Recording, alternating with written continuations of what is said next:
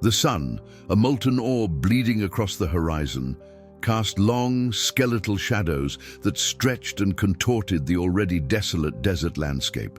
Dust, fine as powdered bone, churned in the wake of a lone rider, a solitary figure against the immensity of the ochre expanse. He was a man sculpted by the unforgiving elements, his face a roadmap of hard-won experience, etched with lines that spoke of countless dawns and dusks endured under the vast, indifferent sky. His name, etched in the annals of frontier lore, was a whisper on the wind, a legend forged in grit and solitude. But today, the familiar contours of his world, the predictable rhythm of survival, were irrevocably fractured. His horse, a creature of instinct and endurance, whinnied, its ears twitching, sensing a disturbance far beyond the man's immediate perception. The cowboy, his senses honed to the subtlest shifts in the environment, dismounted, his spurs jingling softly in the profound silence. He moved with a practiced economy of motion, his eyes scanning the undulating terrain, searching for the source of his mount's unease. It was then, nestled within a shallow depression, shielded from the relentless sun by a weathered, sun-bleached piece of canvas, that he found it. A basket, woven from rough reeds, cradled a sight that stole the breath from his lungs. A child, a helpless infant, swaddled in a faded, threadbare blanket, lay utterly exposed to the harsh beauty of the desert. The sheer vulnerability of the tiny form, a stark contrast to the raw, untamed wilderness that surrounded it, struck the cowboy with a force that echoed the disbelief etched on his weathered face. This was not a place for such delicate life, a cradle of unforgiving elements where survival was a daily, brutal negotiation. The silence that had moments before seemed merely empty now felt charged with an almost sacred stillness, as if the very earth held its breath. The child's soft, rhythmic breathing, a fragile counterpoint to the vast silence, was a testament to an endurance that belied its tender years, a tiny flame flickering against the encroaching darkness of uncertainty. The dawn, when it finally broke, did not arrive with a gentle caress, but with a thunderous, earth-shattering roar. The sky, a canvas of fire and gold, seemed to split as the ground trembled beneath the weight of an approaching force. 70 Cheyenne warriors, their bodies adorned with war paint that mirrored the vibrant hues of the sunrise, descended upon the desolate landscape. They moved with a silent, imposing grace, their horses' hooves kicking up plumes of dust that mingled with the lingering remnants of the cowboy's solitary vigil. Their presence transformed the scene from one of stark isolation to a tableau of profound mystery and unspoken power. The cowboy, his hand instinctively reaching for the worn leather of his saddle, watched, a mixture of apprehension and awe rippling through him. These were not merely men. They were ancient protectors, custodians of a land that had witnessed centuries of human struggle and triumph. Their silent, unreadable faces, stoic and resolute, conveyed a power that transcended mere physical strength. They were a living embodiment of the enduring spirit of a proud people, their traditions woven into the very fabric of the land. The infant, still cradled in the cowboy's arms, seemed to sense the shift in the atmosphere, its small fingers unfurling, reaching out towards the approaching figures. The cultural chasm that separated the rugged frontiersmen from these ancient guardians was immense, a testament to divergent paths forged by history and circumstance. Yet in this moment, a shared responsibility, an unspoken understanding, began to bridge that divide. The infant, a symbol of pure, unadulterated innocence, became the unexpected nexus, the fragile thread that would bind two worlds together. The vast, star-dusted sky, an eternal witness to the ebb and flow of life, seemed to gather them all under its immense, benevolent gaze, hinting at the extraordinary turn of events that had begun with the discovery of profound vulnerability. The grizzled cowboy, his rough hands surprisingly gentle, held the sleeping infant.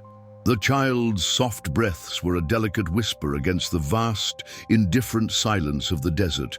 This was a world that rewarded strength, resilience, and a keen eye for survival, a place where sentiment was often a luxury one could not afford.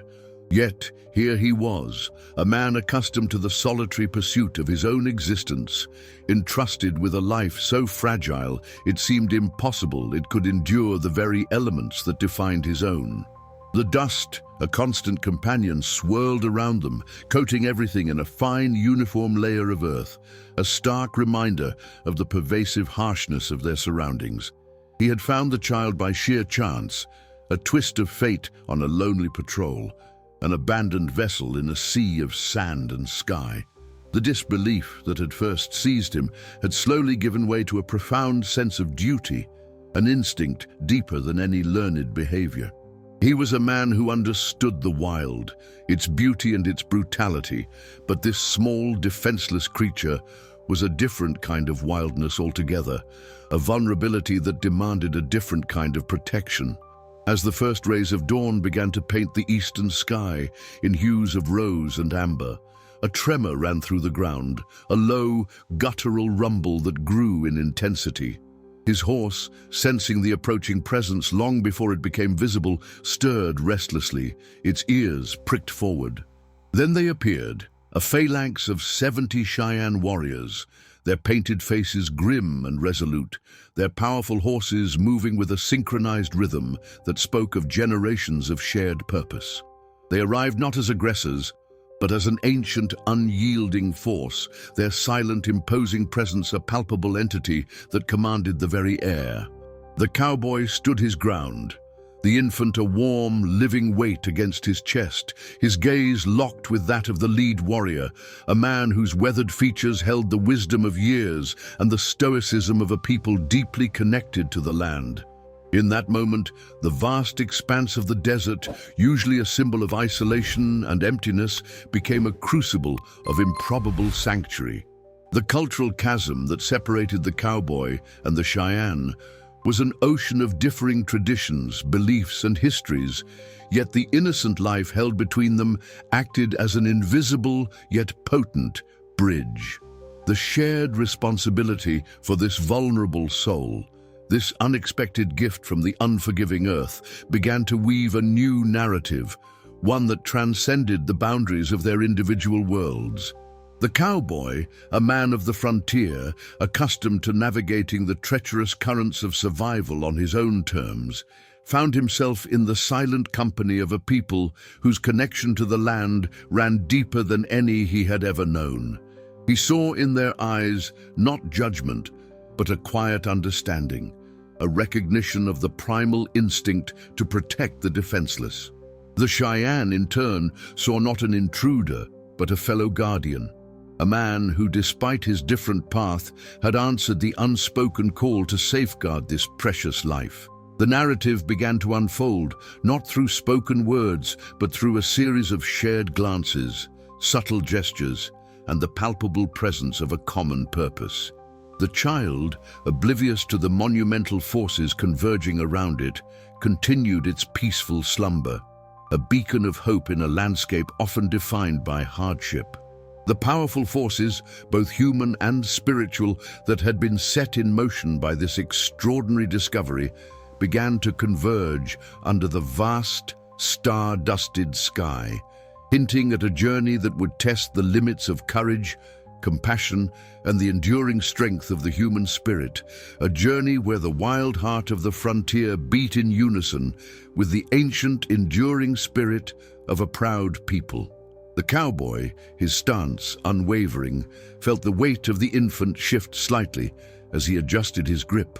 The Cheyenne warriors, their numbers a silent testament to their formidable presence, had formed a loose semicircle, their horses milling with a quiet, controlled energy.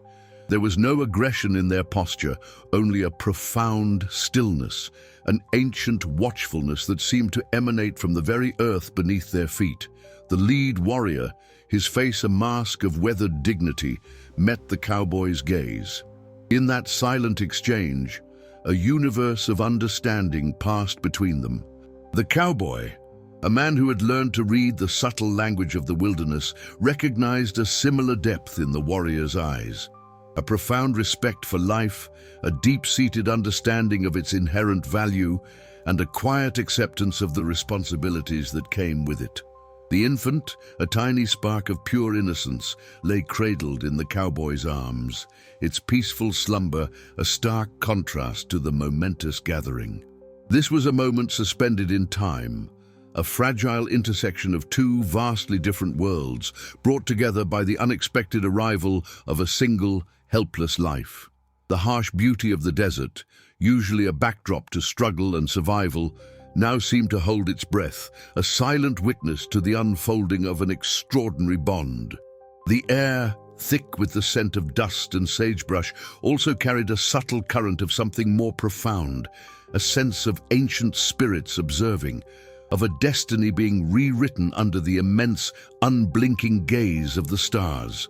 The cowboy, a solitary figure in his own narrative, now found himself inextricably linked to a collective purpose, a shared stewardship that transcended his solitary existence. The initial shock of discovery had given way to a quiet, almost reverent contemplation. The cowboy, a man who had always charted his own course, now found himself at a crossroads, his path irrevocably altered by the presence of the infant. The arrival of the Cheyenne had not presented a threat, but rather an affirmation, a silent acknowledgement of the profound responsibility that had fallen upon his shoulders. He observed the warriors, their movements fluid and purposeful, their connection to the land evident in every subtle shift of their weight, every flick of their horses' ears. They were a living embodiment of resilience, their history etched into the very landscape that surrounded them. He felt a nascent understanding bloom within him, a dawning realization that his solitary strength, while formidable, was not the only form of power. There was a different kind of strength in unity, in shared purpose, in the collective will to protect that which was most vulnerable. The infant, a tiny anchor in this sea of change, stirred, its small hand reaching out instinctively, finding the rough fabric of the cowboy's worn shirt.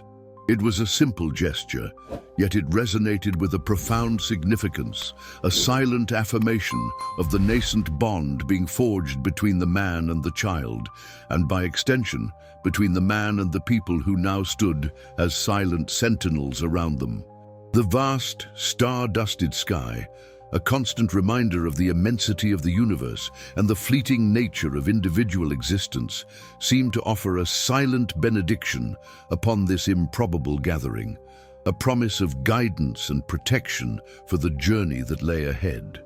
The silent communion between the cowboy and the Cheyenne warriors continued, a language spoken not in words, but in shared gestures, and a mutual understanding of the profound significance of the moment.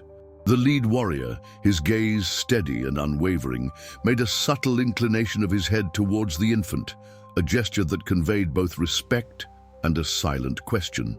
The cowboy, understanding the unspoken inquiry, responded with a slow, deliberate nod, a silent testament to his commitment. He had accepted the call, not with fanfare or bravado, but with the quiet resolve of a man who understood the weight of his new responsibility. The infant, a fragile testament to the unpredictable nature of life, had become the focal point of an ancient land and its enduring people, and a solitary wanderer from a different world. The narrative had shifted, moving from a singular discovery to a shared undertaking. The harsh beauty of the desert, once a symbol of isolation, now served as a testament to the resilience of life, a canvas upon which a new story of compassion and connection was being painted.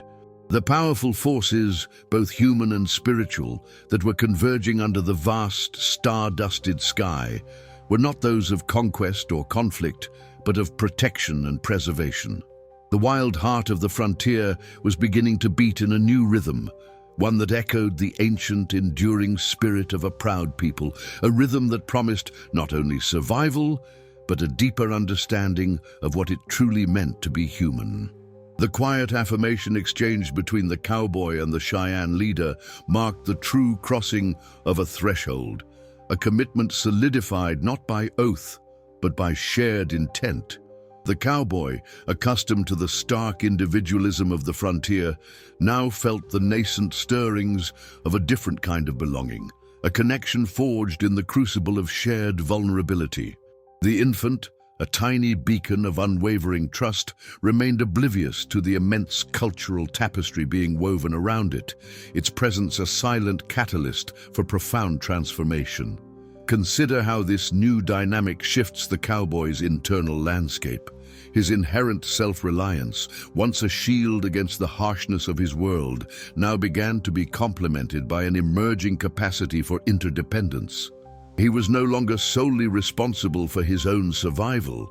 He was now an integral part of a larger protective unit, his actions and presence contributing to the well-being of another, and by extension, to the collective spirit of this ancient people. Furthermore, the Cheyenne, whose traditions often emphasized the interconnectedness of all living things, found in the cowboy a tangible representation of the universal principle that life, in its most fragile form, commands a universal respect. Their acceptance of him, though unspoken, was a powerful validation, a recognition that the shared duty transcended the boundaries of lineage and custom. Building on this burgeoning understanding, the practicalities of nurturing a human infant in such an unforgiving environment demanded immediate and innovative solutions.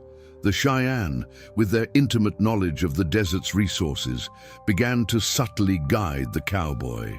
They demonstrated through quiet example how to fashion a more secure, breathable swaddle from cured hides, how to identify edible desert plants that could be prepared into a nourishing gruel, and how to interpret the subtle signs of the child's needs. A faint whimper, a change in breathing, a restless stirring that might otherwise go unnoticed by an uninitiated observer. This practical education was not delivered as instruction, but as a seamless integration into the shared vigil, a tacit sharing of ancestral wisdom. Consequently, the cowboy found himself adapting, his ingrained habits of solitary survival slowly yielding to a more collaborative approach. His keen observational skills, honed by years of tracking game and anticipating weather patterns, were now being applied to the delicate art of infant care, a new and profoundly different kind of tracking. He learned to read the subtle cues of the child's well-being, recognizing the slightest shift in its demeanor as a message requiring a nuanced response. Conversely, this period also presented the cowboy with a stark internal challenge: the potential for regret or resentment over the disruption to his solitary existence. He had to actively confront and overcome any impulse to view the infant or the Cheyenne's presence as an imposition. This internal wrestling was a crucial, though unseen, trial. He had to recognize that the values of compassion and responsibility, when truly embraced, often demanded sacrifices of personal comfort and established routines.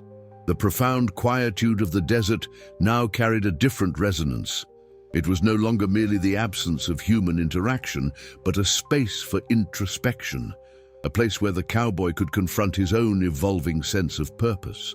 Another crucial layer to this development was the subtle shift in the cowboy's perception of the Cheyenne's strength. It was not solely the martial prowess they possessed, but a deeper, more enduring strength rooted in their connection to the land, their community, and their unwavering adherence to their traditions. He began to see their resilience not just as a response to hardship, but as an active, generative force, a testament to their ability to find harmony and sustenance even in the most challenging circumstances. This realization was a significant step in bridging the cultural chasm, moving beyond superficial observation to a deeper appreciation of their way of life. The cowboy, now more attuned to the subtle rhythms of infant care, found himself observing the Cheyenne not just as warriors, but as skilled practitioners of a profound, life-sustaining art. Their understanding of the desert's bounty extended beyond mere survival. It encompassed a deep, almost spiritual connection to the cycles of growth and renewal. Consider how this manifests when you witness a community's ability to not only endure harsh conditions, but to thrive within them, drawing sustenance and wisdom from the very land that tests their limits. He noticed, for instance, how the women of the tribe, their movements economical and purposeful, would gather specific, unassuming desert blooms, not for their visual appeal, but for their potent medicinal properties, carefully preparing poultices and infusions that soothed the infant's delicate skin and eased its occasional discomfort. This was a knowledge passed down through generations, a living library of natural remedies that far surpassed any rudimentary understanding the cowboy possessed. Furthermore, the integration of the child into the Cheyenne's daily life revealed a community structure designed to nurture vulnerability. While the cowboy remained the primary caregiver, the infant was never truly alone. During communal gatherings, the child would be passed from one pair of steady, experienced hands to another, each individual offering a moment of quiet observation, a gentle word, or a soft hum that seemed to resonate with the child's own nascent consciousness. This distributed care system, a stark contrast to the solitary nature of the cowboy's previous existence, fostered a pervasive sense of collective guardianship. Now imagine a situation where the burden of responsibility is not a solitary weight, but a shared commitment, where each member of a group contributes to the well-being of the most vulnerable, creating a resilient network of support. Conversely, the cowboy's own ingrained habits presented a unique internal friction. His instinct to protect often translated into a desire to shield the infant from any perceived discomfort, a tendency that the Cheyenne's more pragmatic approach gently tempered. He observed how they would allow the child to experience the natural world, its textures and sounds, without immediate intervention, trusting in the child's innate capacity to adapt and learn. This presented him with a valuable lesson. True protection was not always about insulation, but about fostering resilience through careful, measured exposure. Think about how often our own desire to shield loved ones from difficulty might inadvertently hinder their development of essential coping mechanisms. Another crucial layer to this evolving dynamic was the cowboy's dawning realization of the spiritual underpinnings of the Cheyenne way of life. Their interactions with the infant were imbued with a reverence that transcended mere practical care. He witnessed quiet ceremonies, the offering of tobacco, the soft chanting of ancient songs directed towards the child, not as a plea for intervention, but as an acknowledgement of its inherent spirit and its place within the greater cosmic order. This spiritual dimension, so deeply woven into their cultural fabric, offered the cowboy a profound new perspective on the interconnectedness of all things, a concept far removed from his more utilitarian view of the world. Consequently, the cowboy began to actively seek opportunities to learn, not just about practical skills, but about the underlying philosophy that guided the Cheyenne's actions. He would linger near the elders, observing their interactions, their quiet wisdom, and their unshakable faith in the natural order. He noticed how their respect for the land extended to a deep reverence for all life, a principle that now seemed to be the invisible force binding him, the infant, and the tribe together. Consider how a shared reverence for something greater than oneself can create powerful, unifying bonds, even between individuals with vastly different backgrounds. This period was thus not merely about survival, but about a profound cultural immersion, an expansion of the cowboy's worldview through the shared act of nurturing a life under the vast, watchful sky. The cowboy's nascent appreciation for the Cheyenne's practical wisdom deepened as he witnessed their sophisticated understanding of resource management. It wasn't merely about finding sustenance, but about a profound respect for the delicate balance of the desert ecosystem. Observe how their methods ensured that their needs were met without depleting the very sources upon which their survival depended. For instance, when gathering medicinal herbs, they would meticulously select only a portion of the available plants, leaving the majority to regenerate, a practice that spoke volumes about their long-term perspective and their commitment to the land's perpetuation. This contrasted sharply with the often exploitative approach of many frontiersmen who viewed the land as an inexhaustible resource to be conquered and consumed. Furthermore, this period illuminated the intricate social fabric that underpinned the Cheyenne's collective strength. While the cowboy was undeniably central to the infant's immediate care, the broader community's involvement offered a vital buffer against the intense singular pressure that such a responsibility might otherwise impose.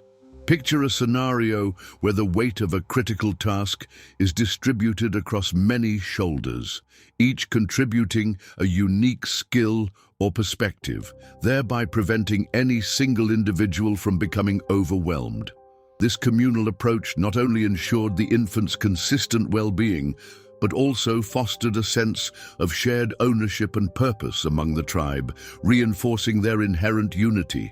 Conversely, the cowboy found himself grappling with a subtle yet persistent internal tension regarding his own inherent need for autonomy.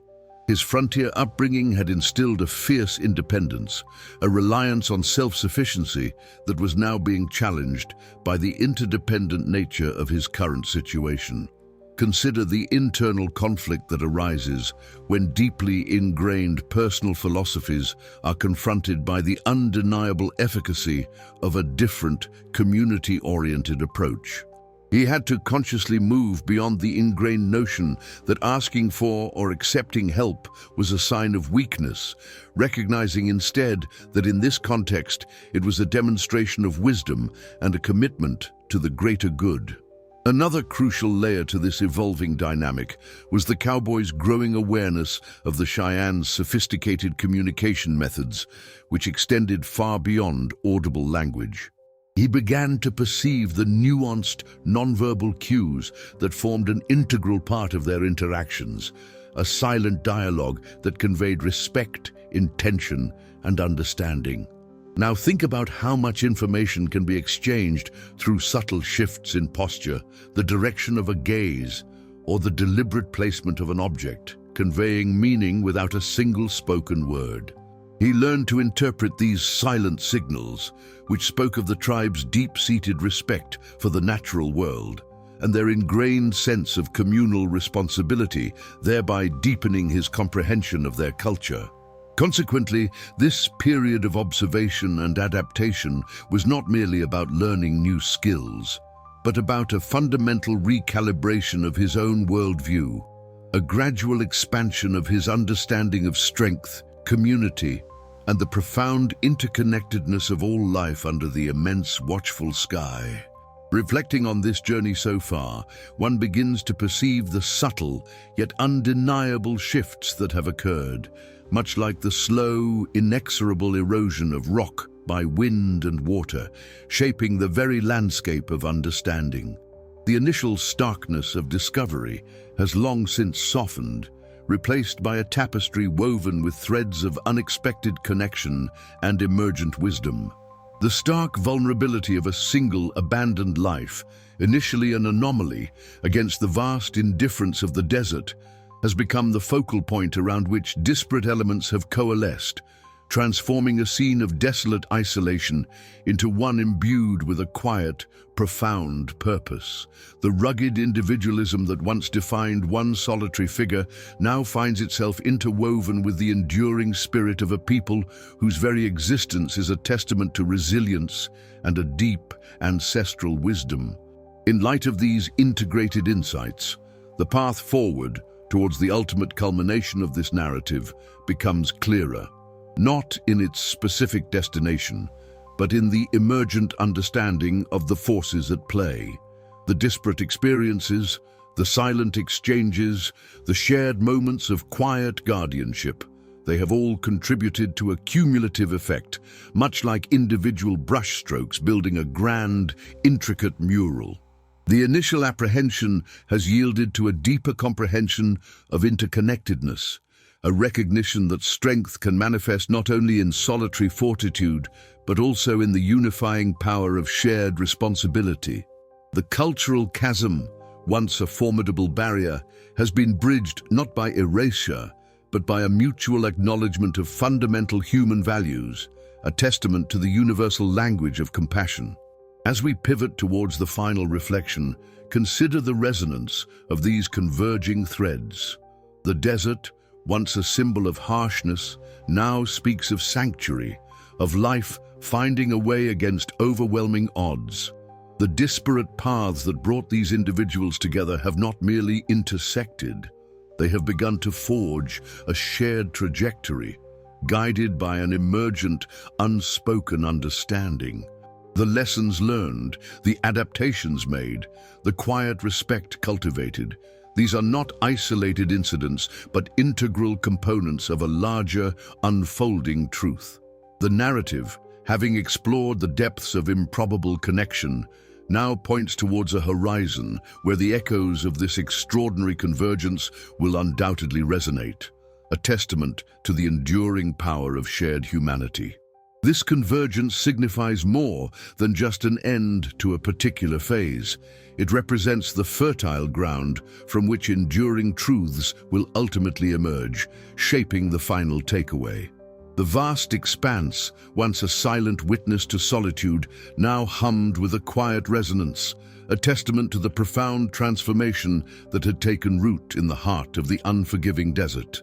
The dust, which had initially swirled around a lone cowboy in disbelief, now settled on a landscape irrevocably altered by the convergence of disparate lives. The child, the innocent catalyst, had become more than just a discovery. It was a symbol of life's tenacious spirit, a fragile thread that had unexpectedly woven together the rugged fabric of the frontier with the ancient, enduring tapestry of a proud people. The initial starkness of abandonment had yielded to an emergent sanctuary, not built of stone or wood, but of shared responsibility, quiet understanding, and the deep, unspoken recognition of a universal kinship. This journey, initiated by an image of profound vulnerability, had unfolded into a narrative of improbable connection, where the cultural chasm between a solitary frontiersman and 70 Cheyenne warriors had been bridged by the simple, profound act of safeguarding a life. The cowboy, a man accustomed to the solitary rhythm of survival, had found his own resilience tested and deepened, not by further isolation, but by the quiet strength of communal care. His world, once defined by self-reliance, had expanded to encompass the wisdom of a people whose connection to the land ran deeper than any he had previously comprehended.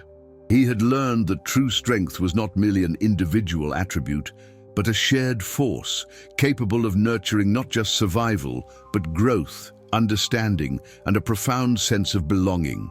The Cheyenne, in turn, had found in the cowboy a reflection of their own deepest values, a testament to the universal impulse to protect the defenseless, regardless of one's origin or history. Their ancient traditions, woven into the very fabric of the desert, had found a new expression, a contemporary echo of their enduring commitment to life's sanctity.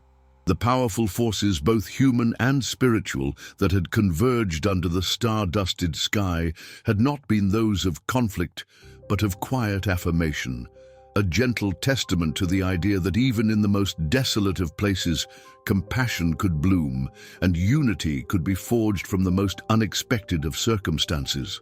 The narrative had moved beyond the simple act of rescue to an exploration of mutual respect and the transformative power of shared purpose.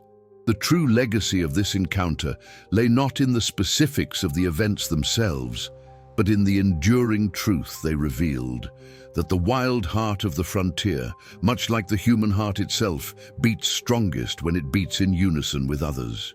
It is a reminder that vulnerability, when met with collective strength and unwavering compassion, can become the very foundation upon which enduring sanctuary is built. The lessons learned under that vast, indifferent sky were not confined to the arid landscape. They were universal, speaking to the innate human capacity for connection, resilience, and the profound, life-affirming power of shared responsibility. The true practice begins now, in recognizing these echoes in our own lives, in seeking those improbable connections that can transform the seemingly desolate into the profoundly sacred, and in understanding that even in the face of immense challenges, the spirit of shared humanity remains our most potent and enduring resource.